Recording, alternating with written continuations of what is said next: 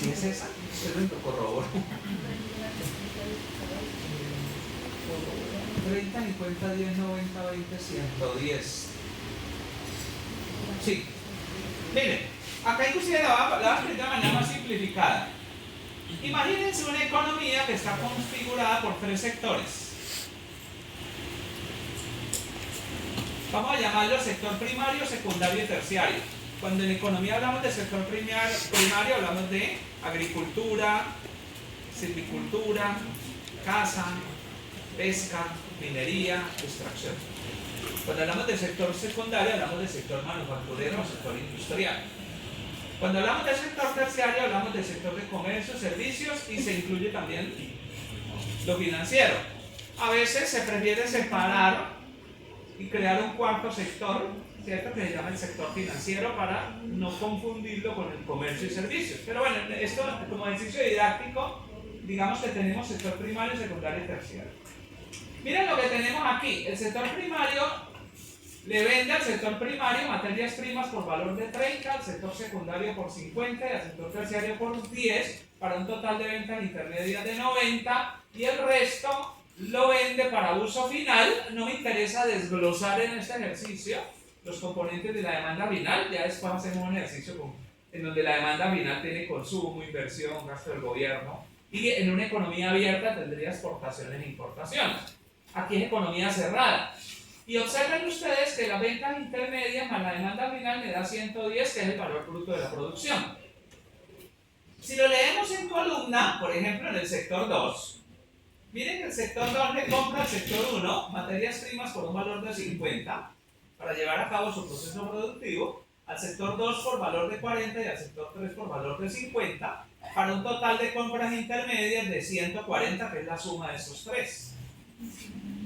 Paga a los obreros, a los trabajadores, a los asalariados, le paga una remuneración de 10 y genera unos beneficios, unas ganancias de 40, de tal suerte que si yo sumo remuneración a los asalariados más excedente bruto de explotación, obtengo el valor agregado de esa economía, que es 50. Pero mira que si tú sumas, y lo voy a poner acá, si tú sumas en este cuadro de equilibrio económico general el valor agregado más las compras intermedias, observa que obtienes el valor bruto de la producción. Aquí me equivoqué, es valor agregado más compras intermedias, ¿cierto? 110. Miren, en columna, en fila, ¿cierto? Son idénticos, ¿correcto? En el agregado. Pregunta, ¿cuál es el PIB de esa economía? ¿Quién me dice cuál es el Producto Interno Bruto de esa economía? De acuerdo con todo lo que hemos estudiado hasta ahora.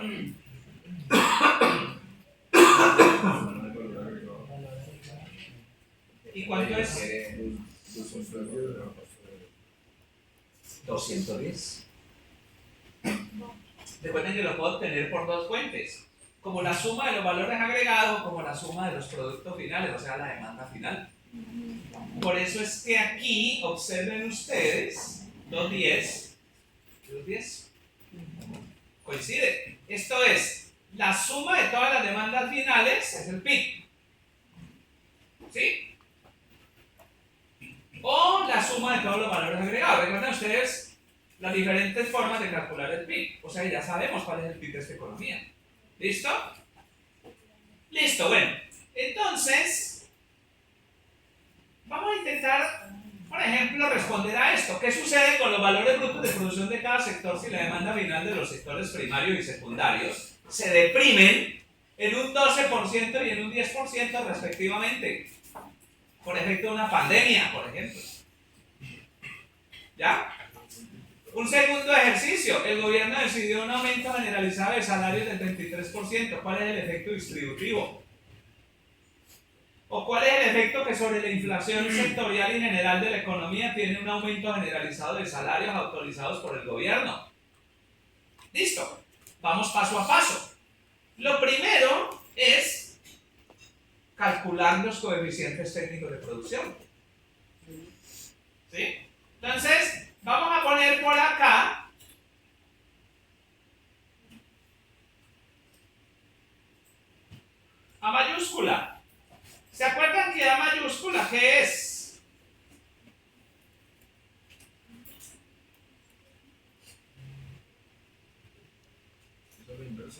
es A sub IJ.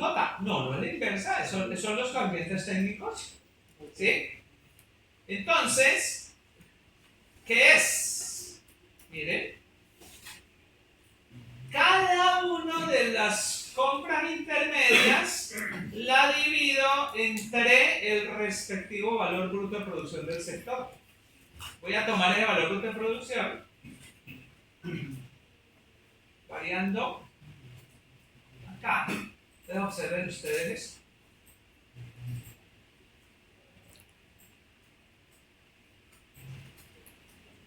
¿Ya está?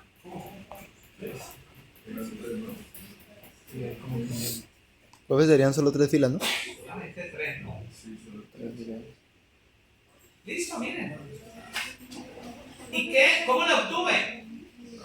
30 sobre 110, 20 sobre 110, 20 sobre 110, 50 sobre 190, 40 sobre 190, 50 sobre 190, 10 sobre 230, 40 sobre 230, 60 sobre 230. Lo que pasa es que lo hice en Excel y me ahorro un tiempo considerable utilizando. ¿Listo? ¿Quién me ayuda a interpretar, por ejemplo, este valor que estoy seleccionando ahí? ¿Cómo lo interpretamos? Así, como economista, al punto y con precisión. Esas son las ventas del sector 1. hace el sector 2. Claro, que le aporta el sector 2 al sector 1. No, Todavía Lo que hicimos del sector 1 se requiere al sector 2 para producir algo del sector 2. son los insumos del sector 1 que requiere el sector 2 para producir algo. Ese algo es un peso o 100.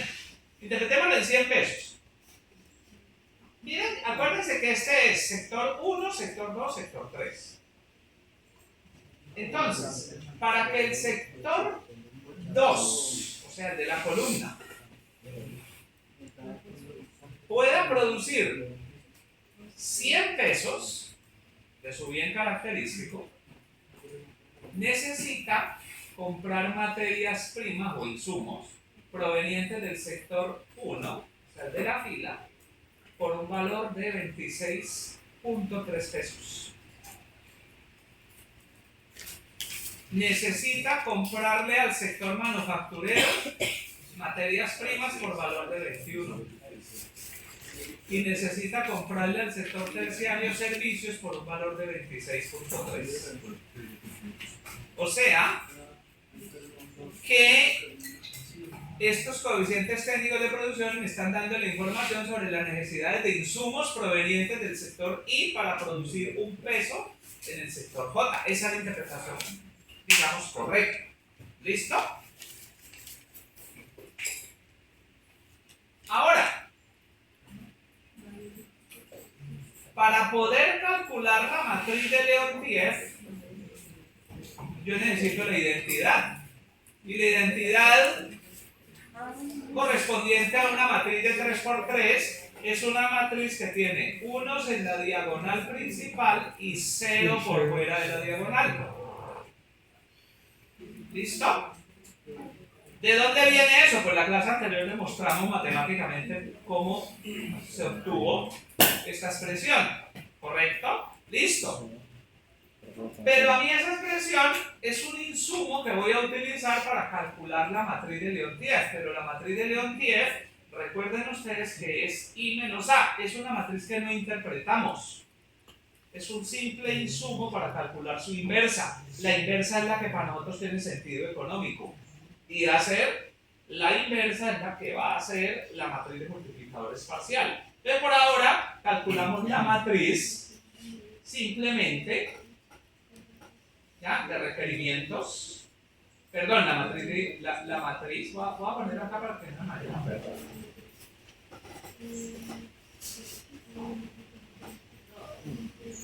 Sí, para identificar los sectores. ¿Listo? ¿Qué hago aquí? Pues una simple resta de la matriz de identidad menos la matriz de coeficientes técnicos de producción. me dan los valores negativos en algunos casos. Eso para nosotros no tiene una interpretación directa porque no es nuestro objetivo ahí. ¿Listo? Ahora, esta es la matriz de León Díaz, pero yo ¿qué necesito? La inversa de León Díaz. Entonces, ¿cómo la calculo?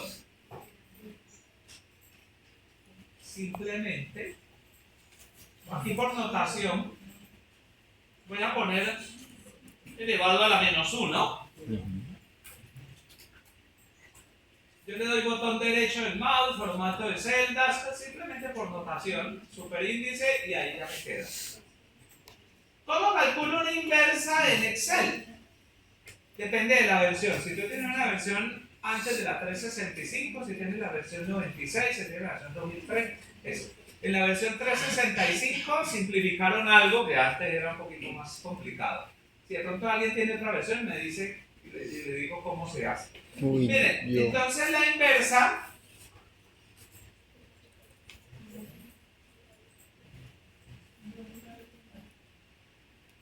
el Excel en eso es muy práctico.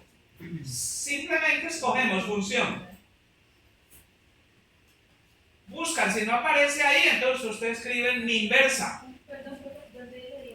Ah, mira, aquí aparece una que se llama FX en Excel. No, simplemente le doy clic y él me abre las funciones de Excel. Entonces, si no aparece aquí, ustedes simplemente aquí escriben mi inversa o mi mul si van a multiplicar matrices, o sea, para operaciones matriciales. Aquí yo tengo inversa. Antes de hacer eso, lo mejor es hacer lo siguiente. Si yo tengo una matriz de 3×3, que es esta, y la voy a invertir, ¿de qué tamaño me queda la inversa?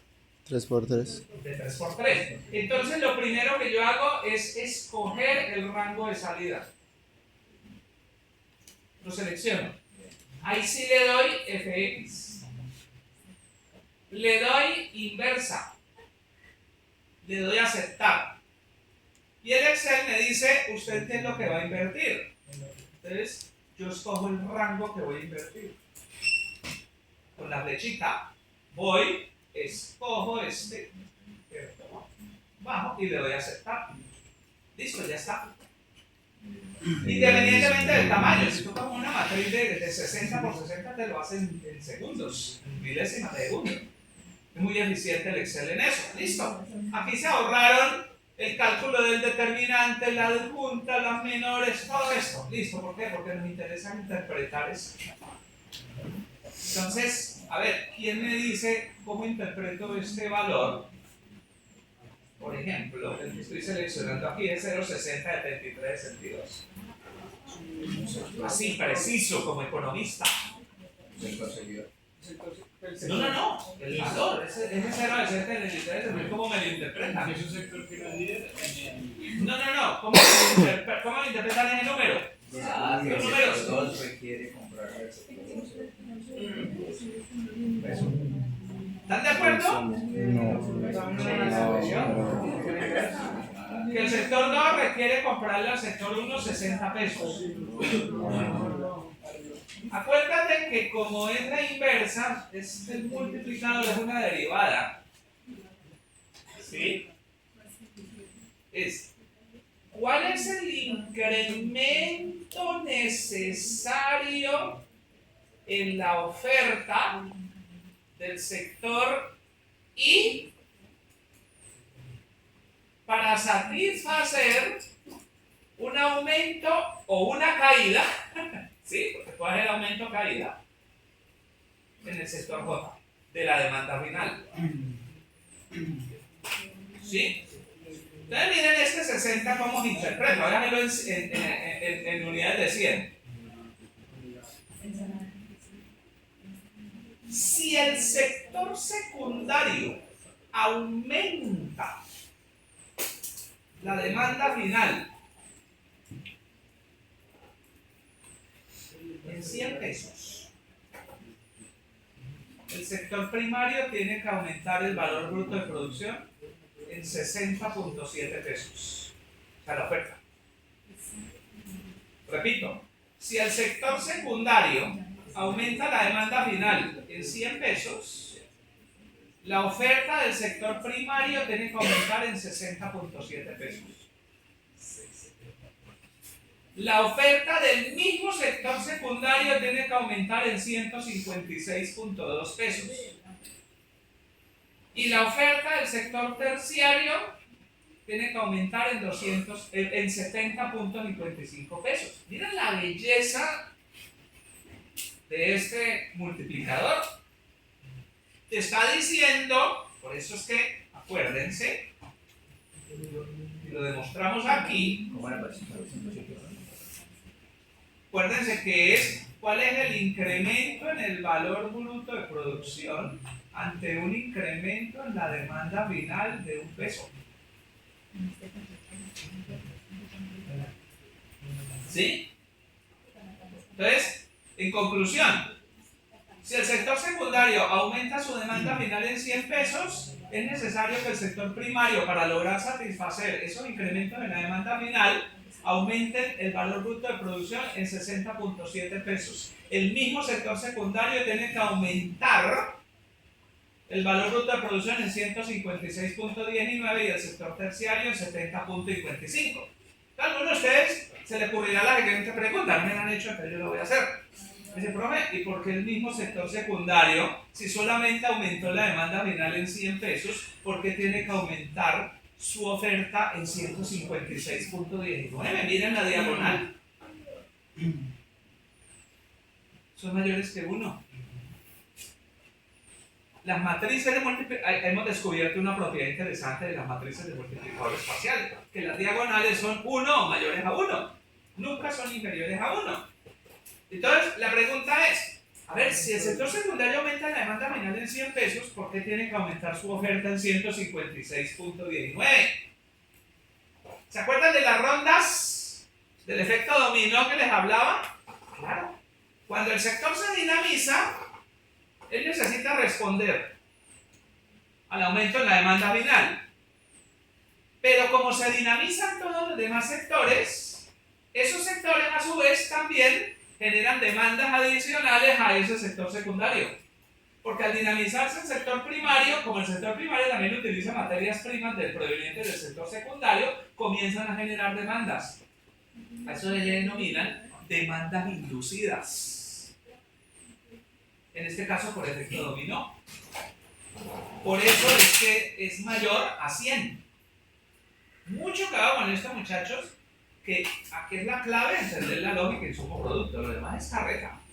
¿Ya? Entonces, ¿quién me interpreta ahora sí con esa misma lógica este 0.3963? ¿Cómo lo diría?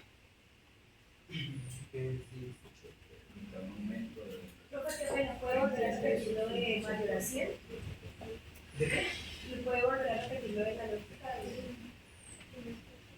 Por el efecto inducido, por el efecto dominó, cuando un sector, digamos, se dinamiza en su demanda final, entonces él genera jalonamientos sobre toda la economía, sobre todos los sectores.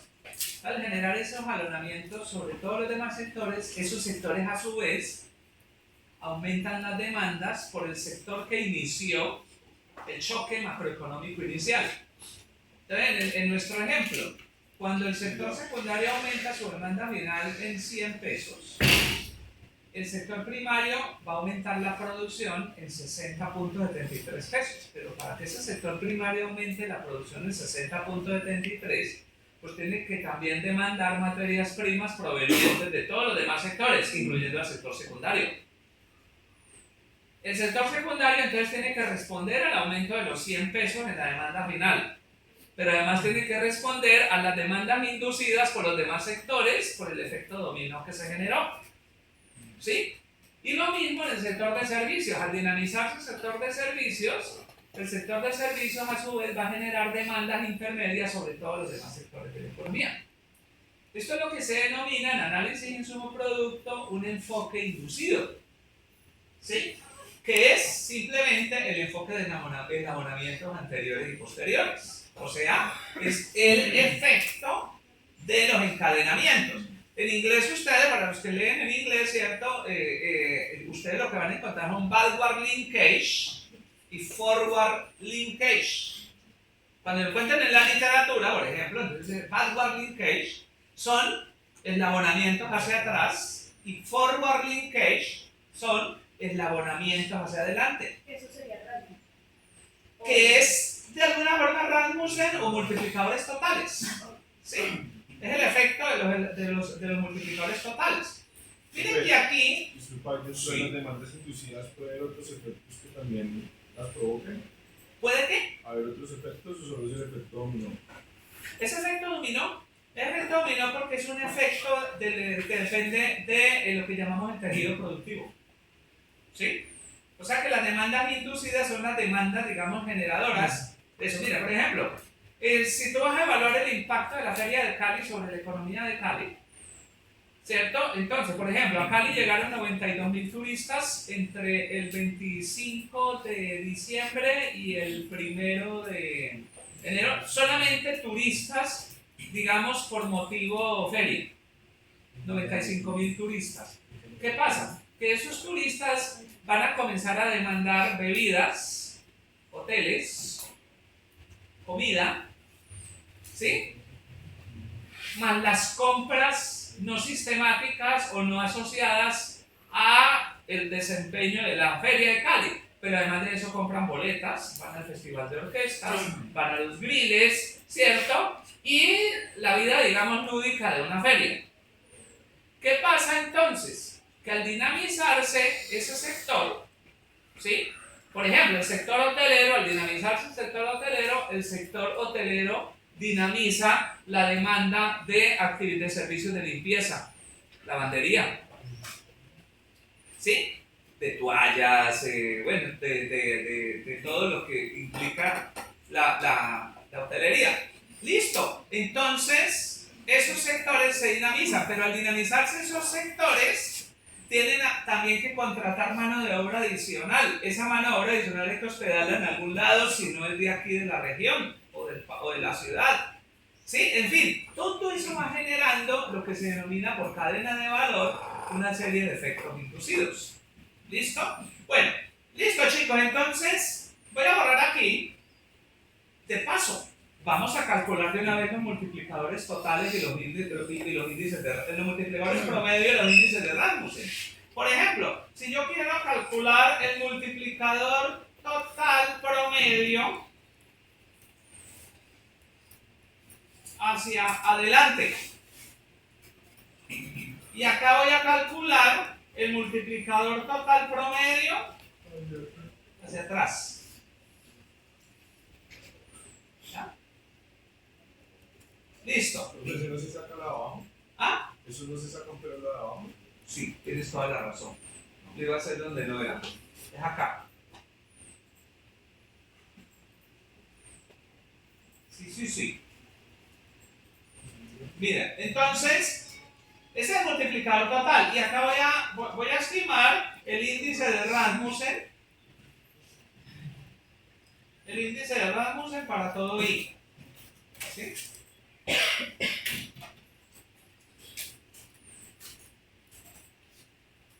Llamémoslo índice de Rasmussen.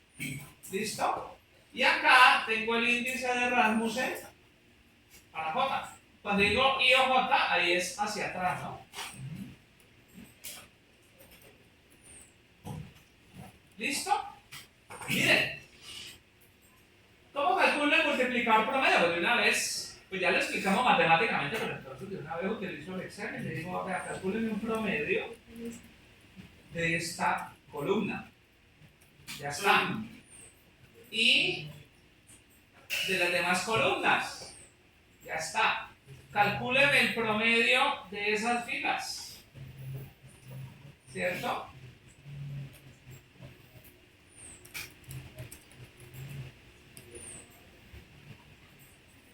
Y calcúleme el multiplicador total de toda la economía. Entonces calcúleme el promedio de todos los multiplicadores de la economía. Correcto, acá tengo. Miren que el multiplicador total de toda la economía es 0,8554. Si yo entonces ahora divido cada uno de los multiplicadores promedio entre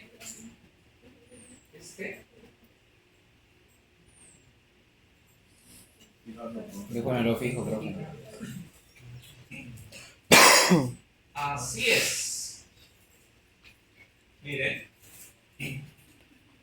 Y ahora voy a hacer el ejercicio aquí, ¿cierto? Entonces aparece algo bien interesante. Por ejemplo, el sector 1 es líder hacia atrás, el sector 2 es líder, pero el sector 3 no es un sector líder. En este ejemplo didáctico. Hacia adelante, solamente aparece el sector 3 como el sector líder. En el ejemplo, pues. Pero puede haber un caso en el que en ambos casos sea líder. Sí. Sí, entonces es un líder generalizado, que es hacia adelante y hacia atrás. El sector de la construcción por lo regular tiene esa característica. Por eso es que el sector de la construcción es un sector, digamos, muy bueno para la política pública. ¿Ah? ¿El líder en ambas direcciones? ¿El sector de la construcción? Generalizado. Sí, generalizado. Sí. ¿Ya? Entonces, miren que uno diría, el sector de servicios es un excelente sector para políticas de estímulo a la demanda agregada, ¿sí? Y lo mismo el sector 1 y 2, que va a generar impactos, sobre todo sobre los sectores proveedores de materias primas. ¿Correcto? Pero, profe, ¿hay alguna diferencia en ser líder para adelante y el líder? Sí, claro, porque acuérdate que el concepto de adelante y atrás es hacia los sectores proveedores de materias primas o hacia los sectores productores de bienes y servicios finales. Adelante sería materias primas. No, atrás. Atrás. Acuérdate que lo explicamos en el sector de la construcción. Cuando el sector de la construcción se dinamiza, aumenta la demanda de arena, ladrillo, hierro. Eso es hacia atrás porque es hacia los sectores proveedores de materias primas. Y dinamiza el sector productor de alimentos elaborados, tabaco, bebidas y servicios, por ejemplo, personales, educativos, en fin, hacia adelante. ¿Correcto? Es una manera de verlo. Entre otras cosas, cuando uno elabora este tipo de, o sea, con las matrices reales, uno elabora unos diagramas muy bonitos que se denominan los diagramas de eslabonamientos, que son diagramas de 4 cuadrantes, ¿sí? Son diagramas de 4 cuadrantes en los que se representa, voy a ver si tengo uno por aquí, no me acuerdo. Adelante. Solo son Sectores educativos. caminos Sí, lo tengo por acá, lo que pasa es que no recuerdo.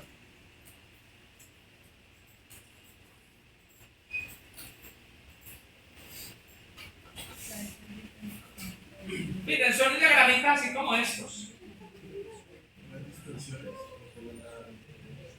Pero esto es de multiplicadores.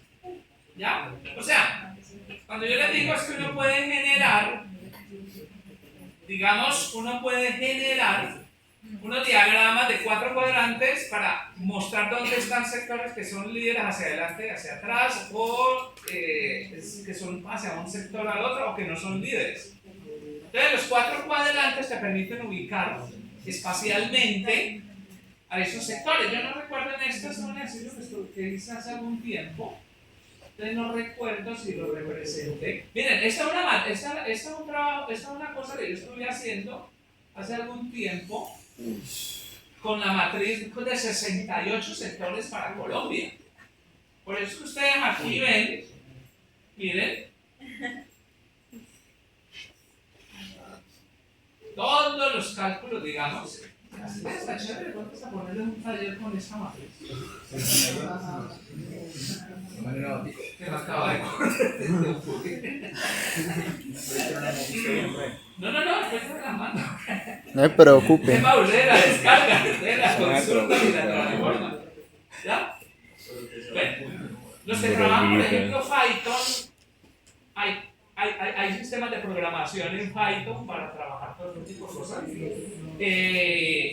Los que trabajan en R, hay sistemas para trabajar en R, otros trabajan en Excel, digamos, lo hacen paso a paso. La ventaja del Python y el R es que como ya tienen, el caso del R tienen librerías ya armadas, entonces, por ejemplo, hay uno que se llama YoAnalysis, que es el que yo estoy aquí trabajando. Él tiene la librería en R, lo que pasa es que a veces si tú no te lees los manuales operas como caja cerrada. Sí, o sea, hay que tener mucho cuidado. Yo lo hice simplemente por didáctica en un curso de economía regional y urbana. Pero yo les recomiendo que lo pedaleen inicialmente, pedaleenlo en Excel. ¿Por qué? Porque hagan paso a paso. Ahora, por ejemplo, en caso como tú, que programas en Python, o que tienes habilidades en eso, o algunos de ustedes que manejan R, pues no, lo pueden hacer. Pero, digamos, el Excel, como dice la Sonora Ponceña en una hermosa obra que se llamaba Sola Valla, en la salsa pura y dura de la década de los 70, ¿cierto? Quien no aprendió caminando, seguro que se vuelve a caer. Así dice, si tú pretendes correr, ¿ya? Entonces por eso hay que aprender a veces caminando, porque si no, listo. Bueno, entonces chicos, ahora. ¿Usted podría hacer ahí, digamos, cómo se distribuyen los cuadrantes? ¿Cómo se distribuye? Sí, ¿cuál sería para ese diagrama de la hora? En los diagramas, mira, lo que uno hace, mira, lo voy a mostrar aquí. Aunque aquí creo que no lo tengo en el abonamiento, pero bueno. Lo tengo en multiplicadores totales, pero es lo mismo.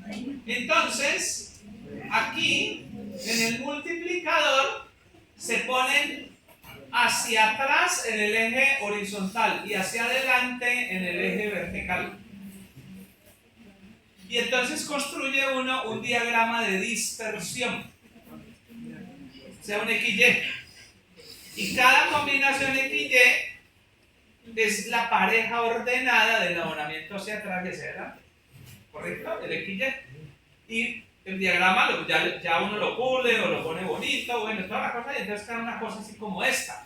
¿Cuál es la ventaja? Que te muestra gráficamente, por ejemplo, cuáles son los sectores que tienen los multiplicadores más altos hacia atrás y hacia adelante. Digamos, ese que vos tenés ahí arribita sería la construcción, ese que está ahí sobre Este 15, mira que creo que no, me digo, este creo que es el 15, ¿no? Vamos a ver.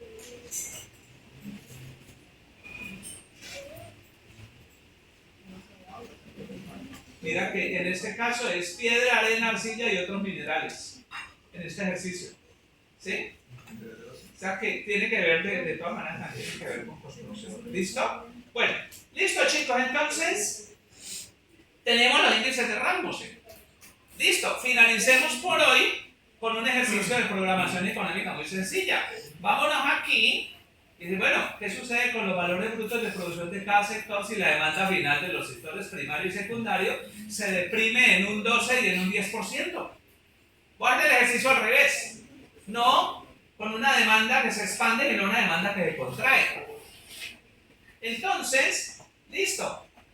¿Qué sectores primario y secundario se van a deprimir en 12%? ¿Qué se deprime? ¿Qué se cae? La demanda final. ¿Y cuál es la demanda final del sector secundario y terciario? Entonces me voy a mi vector de demandas finales.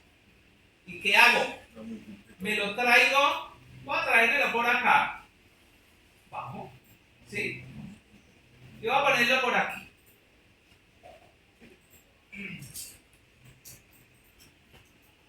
Voy a poner la demanda aquí para que lo podamos ver. Esta es la demanda final original. ¿Qué pasa en el sector primario? ¿En cuánto se va a deprimir? 10, 2. ¿Cierto? Entonces voy a ponerle esa demanda final asterisco. ¿Qué significa demanda final asterisco? Que es una demanda final intervenida, o sea, modificada. Listo. Entonces, observen. ¿En cuánto se deprime? 20 menos el 12%.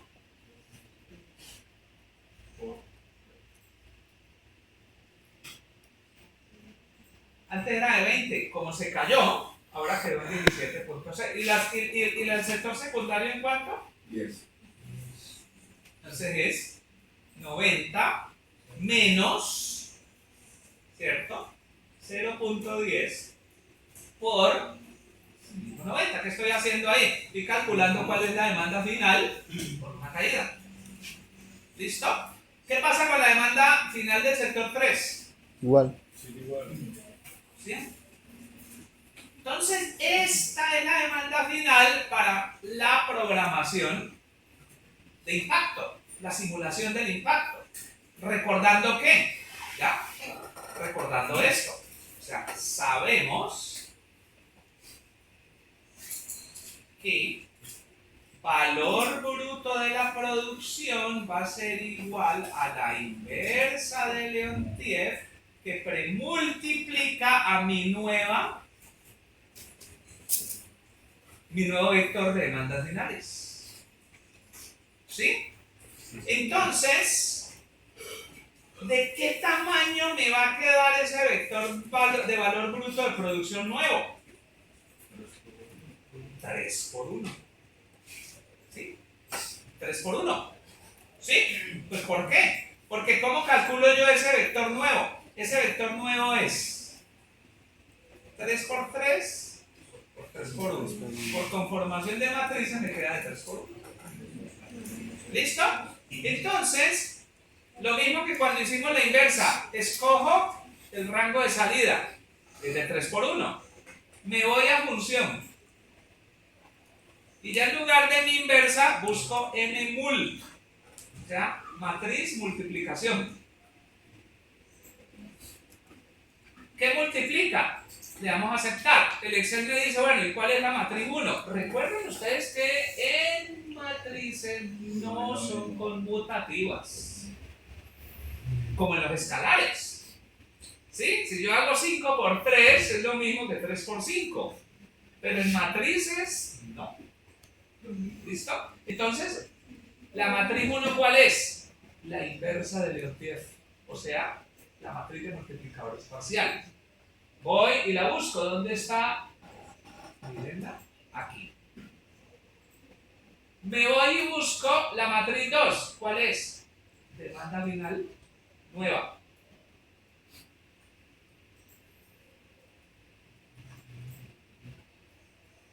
Ya está. ¿Cómo así? El valor bruto de producción ahora voy a dejarlo en un decimal. ¿Cuál era el valor bruto de producción inicial? Este era el inicial, ¿cierto? Voy a ponerle aquí el valor bruto de producción 0. Sí, es el inicial. Listo. Miren, pasó de 110 a 100.7, de 190 a 174.8. ¿Se acuerdan que el sector terciario no modificó la demanda final? No. ¿Pero qué pasó con el valor bruto de producción? Efecto. Igual, por el efecto jalonamiento recibió. Entonces, ¿qué hago acá? Finalmente, entonces le digo, hálleme el cambio porcentual. ¿Cómo hallo ese cambio porcentual? El anterior menos. No, el actual menos el anterior. ¿Sí? El actual sobre el anterior menos 1%. ¿Sí? O como ustedes lo calculan, ustedes Sí. hacen la resta. ¿Sí? Es lo mismo. Sí.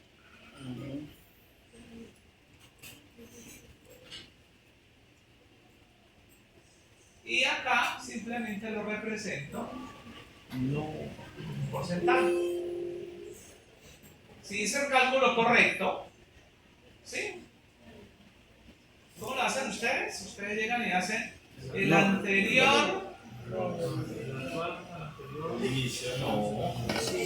el último, Menos el primero menos el inicial, sobre el dividido inicial. el inicial, ¿cierto? Lo mismo. ¿Qué es? Sí. Lo mismo. ¿Listo? Miren. Conclusión. Cuando la demanda final de los sectores primario y secundario se deprimen en un 12 y en un 10% respectivamente, el sector primario contrae su oferta en un 8.4%, el sector secundario en un 8% y el sector terciario en un 3.3%. Tanto así que si yo hiciera, digamos, como una medida indicativa muy sencilla, la caída promedio de la economía, aunque esta no es la media correcta, la media correcta tendría que ser una media ponderada, ¿ya? La economía se cae en un 6.6%. Entonces, al deprimirse la demanda final del sector primario y del sector secundario, el impacto final promedio sobre toda la economía es que la oferta cae en un 6%, en un 6.6%. No el Producto Interno Bruto, es la oferta de la economía, el valor bruto de producción, la facturación, ¿sí?, de esa economía cae en un 6.6%. Claro, ahora piensen ustedes, hagan esta reflexión. ¿Qué pasó en la economía colombiana, en la economía brasileña, en la economía argentina, en la economía de los Estados Unidos, en la economía británica, en la economía europea en general, en la economía mundial? ¿Qué pasó con la pandemia? ¿Sí? Pues ¿por qué? Porque hubo un choque de demanda derivado de un choque exógeno natural. Bueno, natural, digamos, que provenía de fuerzas no económicas. ¿Sí? A ver, una señora es que le dio por comer caldo de murciélago, ¿cierto? Y, bueno, si la teoría es cierta. Si la teoría es cierta, y si no es la teoría más macabra de las teorías de la conspiración.